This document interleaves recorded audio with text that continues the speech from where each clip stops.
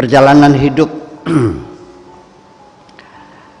secara kebetulan dalam perjalanan hidupku, tanpa direncanakan terlebih dahulu, aku menemukan dirimu, sehingga aku dapat merasakan kebahagiaan yang luar biasa.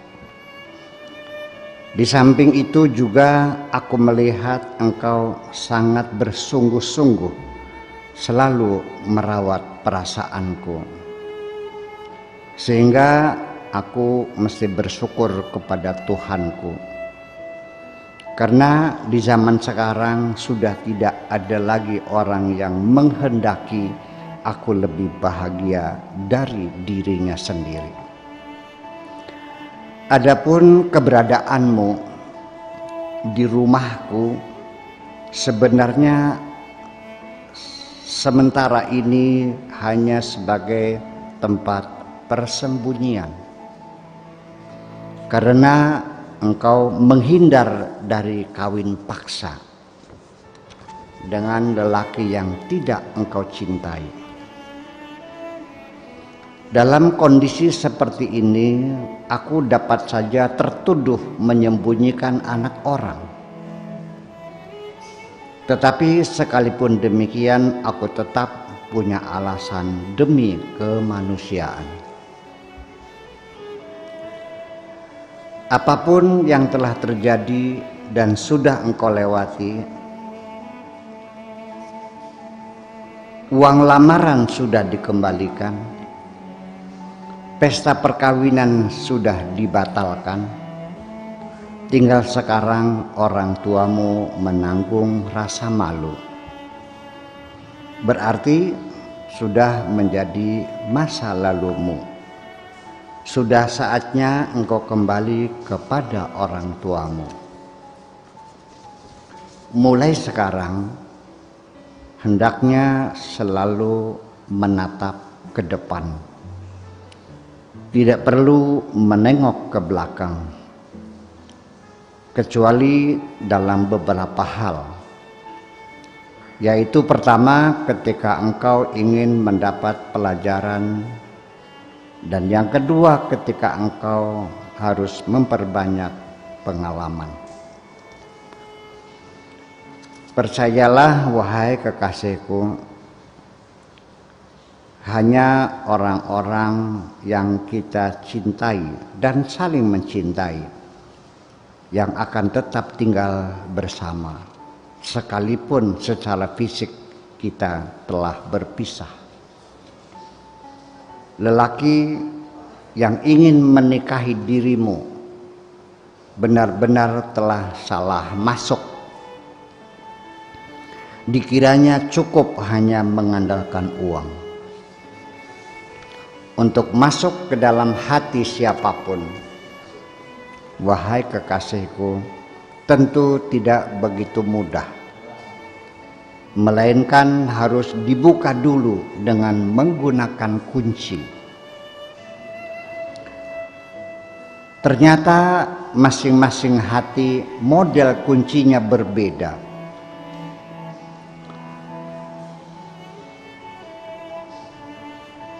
Satu dengan yang lain.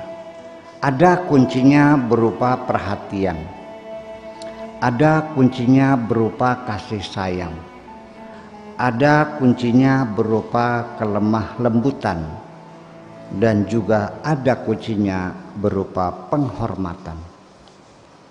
Ketika engkau datang kepadaku dan mengakui kesalahan-kesalahanmu terhadap diriku dengan tulus dan jujur, kemudian engkau meminta maaf kepadaku dengan sungguh-sungguh dan berjanji untuk tidak mengulangi lagi. Dari situ aku mengambil kesimpulan bahwa orang seperti itu layak dijadikan teman hidup untuk selamanya. Banyak orang yang salah paham, termasuk teman-teman yang ada di sekitar kita. Dikiranya dengan menunjukkan sikap kebencian itu membuat orang tampil perkasa. Dikiranya rasa dendam itu akan membuat mereka cerdas. Dikiranya dengan sikap keras membuat mereka terhormat.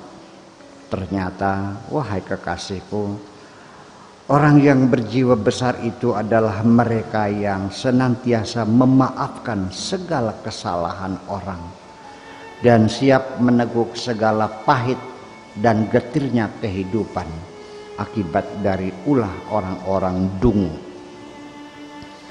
Sehingga supaya kita dapat terhindar dari kekecewaan dan penyesalan, sebaiknya dalam membangun persahabatan dengan siapapun tidak perlu terlalu mendalam. Sebaiknya datar-datar saja, sehingga ketika kita diterjang kekecewaan tidak terlalu sakit menusuk hati. Ditambah lagi seringkali terjadi orang yang dulunya memusuhi kita di kemudian hari menjadi sahabat karib kita, dan sebaliknya. Kecuali orang yang berjiwa dengki, karena siapapun yang berjiwa dengki selalu saja ingin membangun kebahagiaannya di atas penderitaan orang lain.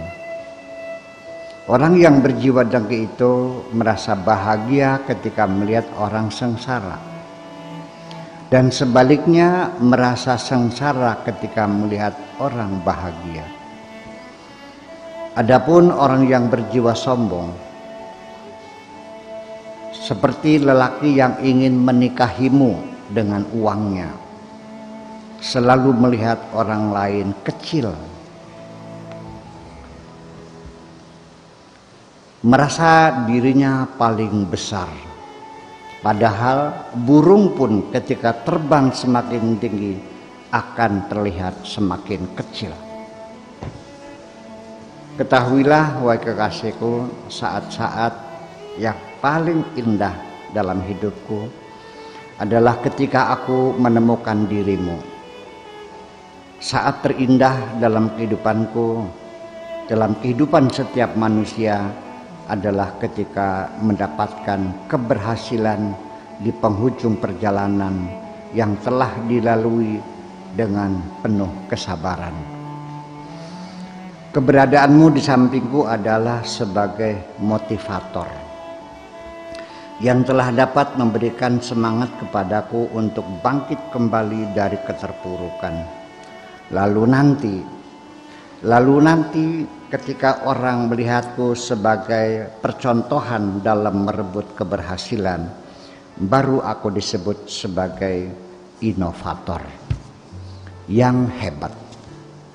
Tetapi hakikatnya yang hebat adalah dirimu, wahai kekasihku.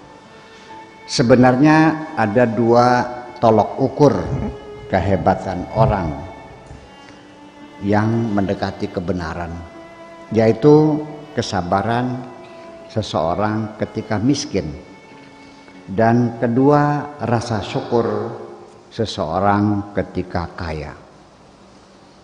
Kedepan aku harus lebih berhati-hati untuk merawat cinta yang telah engkau semai di dalam hatiku yang begitu indah. Karena anak panah yang telah melesat dari busurnya tidak mungkin akan kembali. Aku khawatir bila aku mengecewakan dirimu, nanti engkau akan menjadi anak panah yang melesat dari busurnya. Adalah suatu yang wajar, wahai kekasihku, dalam menjalani kehidupan ini kita akan mengalami jatuh bangun yang terus menerus. Mungkin juga terjadi perselisihan dan perbedaan pendapat. Namun demikian, tidak secara otomatis kita disalahkan dan harus memikul tanggung jawab. Namun akan ditentukan oleh bagaimana kita memberikan reaksi terhadap peristiwa yang terjadi, dan sejauh mana kita berusaha dengan sungguh-sungguh menyelesaikan segala persoalan yang kita hadapi. Aku ingin berkata dengan jujur saja, wahai kekasihku, tidak mungkin aku mencari air tawar di tengah lautan. Tidak mungkin aku mencari rumput di tengah padang pasir. Sehingga tidak mungkin aku mencari cinta di hati orang yang kering kerontang.